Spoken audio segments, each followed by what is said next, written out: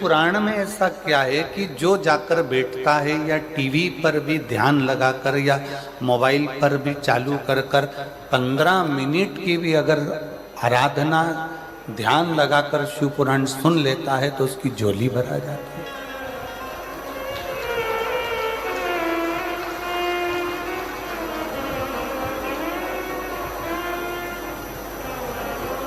और ये केवल आप लोगों के मन का संशय नहीं, पूरे भारत की भूमि ही नहीं, देश विदेश में भी ये संशय है कि हमने इतनी पुराण, कई भागवत भी सुनी है, रामायण भी सुनी है, विष्णु पुराण भी सुनी है, नर्मदा पुराण भी सुनी है, लिंग पुराण भी सुनी है, नारद पुराण भी सुनी है, भविष्य पुराण भी सुनी है, गरुड़ पुराण भी सुनी है, हमने सारी कुर्म पुराण भी सुनी है, हमने ब्रह्म विवर्त पुराण भी सुनी है, हमने सारी पुराणों को सुना। पर ये शिव महापुराण की कथा में ऐसा क्या है?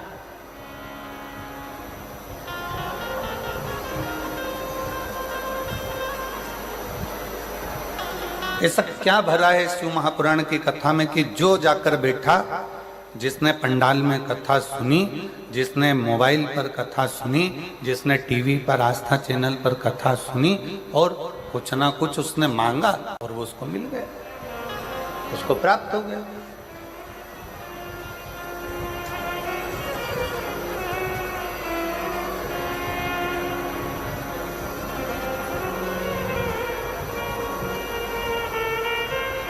चार वेद, 6 शास्त्र, 18 पुराण, 108 उपनिषद, सब में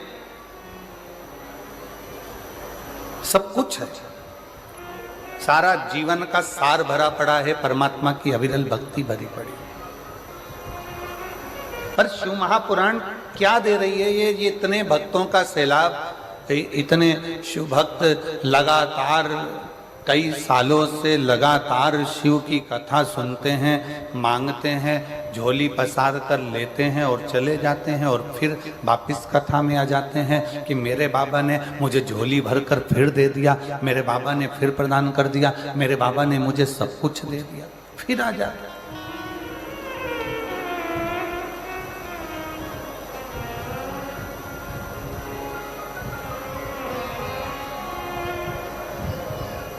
क्या है ऐसा शिव पुराण में? तो बहुत सावधानी से सुनिएगा। जो लोगों के मन का संशय है कि इतनी पुराणों में हमने सुना, इतने शास्त्रों में सुना, इतने वेदों में सुना, इतने उपनिषदों में सुना, हमने सब कुछ सुना, पर शिव पुराण की कथा में ऐसा क्या है कि जाकर बैठो पंडाल में, जाकर सुनो पंडाल में, टीवी के सामने मोबाइल पर बैठकर दिल से अगर आराधना कर कर सुनी जाए तो बाबा मुराद पूर्ण कर देता है? इसमें है क्या? ये संशय एक व्यक्ति का नहीं, ये संशय संपूर्ण जगत का। और जब से शिव पुराण चालू हुई है ना, जब से संशय भरा पड़ा है। पर आज वो संशय को हो सकता है मेरे मदेश्वर नाथ यहाँ निकालने के लिए हमको बुलाए हों और ये संशय समाप्त करने का हो कि ये संशय है कैसे।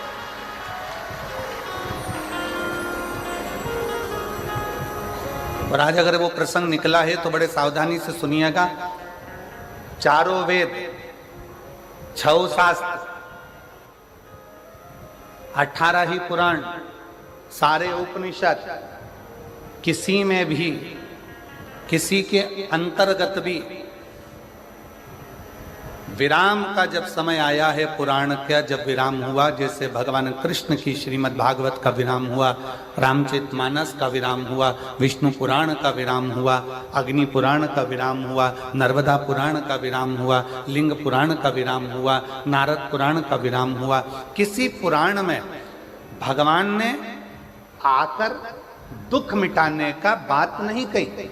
केवल एक शिव महापुराण की कथा ऐसी है जिसमें तुमरुका जी चंचुला देवी को कथा श्रवण करा रहे हैं और उसके यजमान स्वयं ईश्वर जी और गोरा जी अर्थात भगवान शंकर और पार्वती इस शिव महापुराण के यजमान बने हैं। अब यजमान का काम क्या है? यहाँ दिनेश जी ने कथा कराई, यहाँ बसंत जी ने कथा कराई, यहाँ पर हमारे माननीय मुख्यमंत्री जी की धर्मपत्नी भी बैठी हुई हैं, श्रीमती कौशल्या देवी सहाय जी भी बैठी हुई हैं, यहाँ पर बहुत सारे जिन्होंने पूर्व में कथाएं कराई हैं वो भी बैठे हुए हैं। तो यजमान का मतलब क्या? यजमान कौन? तो कहा यजमान कौन? तो कहा यजमान शिव पुराण का भागवत जी का यजमान राजा परीक्षित है,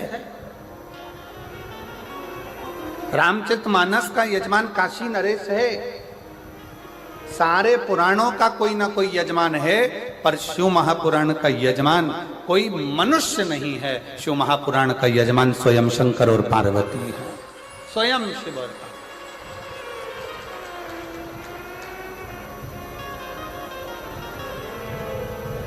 अब कथा विराम होती है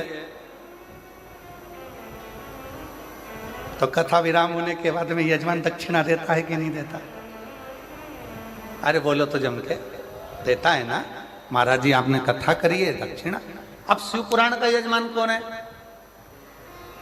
ईसा जी, गोरा जी, शंकर और पार्वती कथा के यजमान है। कथा कौन बाच रहा है? तुमरुका जी। अब तुमरुका जी ने जैसे ही कथा विराम ली और शंकर पार्वती जी ने पूछा, आपने हमको इतनी कथा सुनाई है, अब आप दक्षिणा बोलो कि तुमको दक्षिणा क्या चाहिए?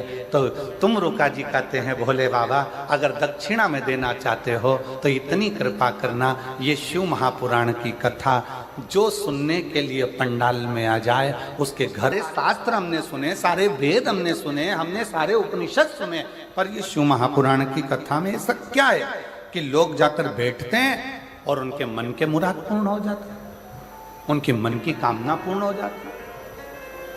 इसमें ऐसा क्या है?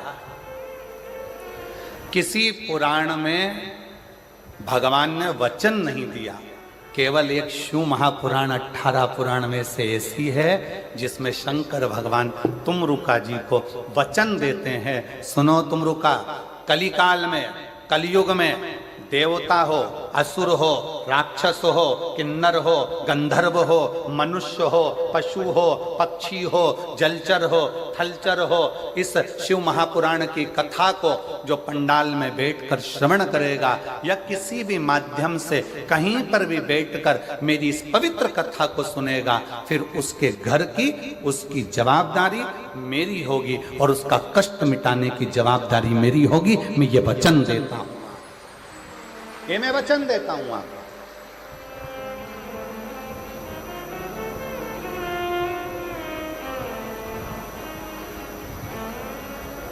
और लुटा दिया भंडार काशी वाले, कर दिया माला काशी वाले, जो जैसी भावना वो वैसा ही फल पाया, जो जैसी भावना वो वैसा ही फल पाया, नहीं खाली उसे लौटाया, वो मन ही मन हर्षाया, नहीं खाली उसे लौटाया, वो मन ही मन हर्षाया, और कर दिया माला माल काशी वाले रे, लुटा दिया भंडार काशी वाले रे। भले 4 वेद हों, भले 6 शास्त्र हों, भले 18 पुराण हो, भले 108 उपनिषद हों, पर इन सभी में भगवान ने वचन नहीं दिया है। केवल एक शिव महापुराण की कथा ऐसी है जिसमें शंकर जी ने वचन दिया है कि जो शिव महापुराण की कथा को दिल लगाकर, हृदय से, भाव से शिव पुराण को मेरा ही स्वरूप मानकर जो सुनता है, शंकर कहते हैं उसके दुखड़ों को समाप्त करने की जवाबदारी मेरी है, क्योंकि मैं कली काल में, संसार में, मृत्यु लोक में मैं विराजमान, ब्रह्मा ब्रह्म लोक में, भगवान विष्णु वैकुंठ लोक में, पर मेरे देव अधिदेव महादेव इस मृत्यु लोक के देव, पृथ्वी के।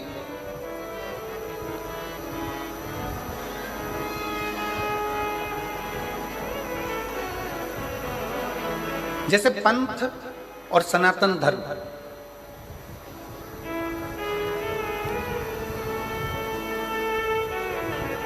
पंथ और सनातन धर्म दोनों में जमीन आसमान का अंतर।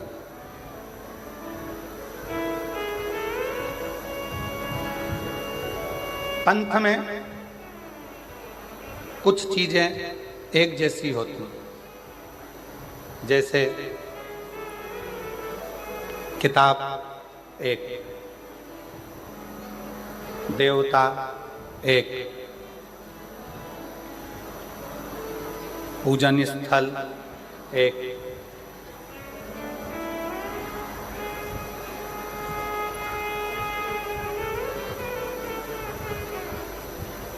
विधि विधान एक। पंथ में और सनातन धर्म में बहुत अंतर। पंथ में कुछ चीजें एक जैसी होती है, पुस्तक एक होती है, पैगंबर एक होता है, पद्धति एक होती है, पूजा स्थल एक होता है, देवता एक होता है, ये सब चीजें पंथ में एक होती है। आप दूसरे धर्म देख लीजिए, दूसरे पंथ देख लीजिए, सभी पंथ में आपको एक पुस्तक मिलेगी। मुस्लिम संप्रदाय को देखोगे तो उसमें कुरान मिल जाएगा, क्रिश्चियन धर्म को देखोगे तो उसमें बाइबल मिल जाएगा, किसी और अन्य धर्म में देखोगे तो एक पुस्तक मिलेगी। उसी तरह इनका देव भी एक ही रहेगा, इनका देव भी एक है, इनका पूजन स्थल भी एक जैसा ही होगा, एक ही होगा, इनकी पद्धति भी एक होगी, इनका पूजन करने का पद्धति भी एक होगी। जो एक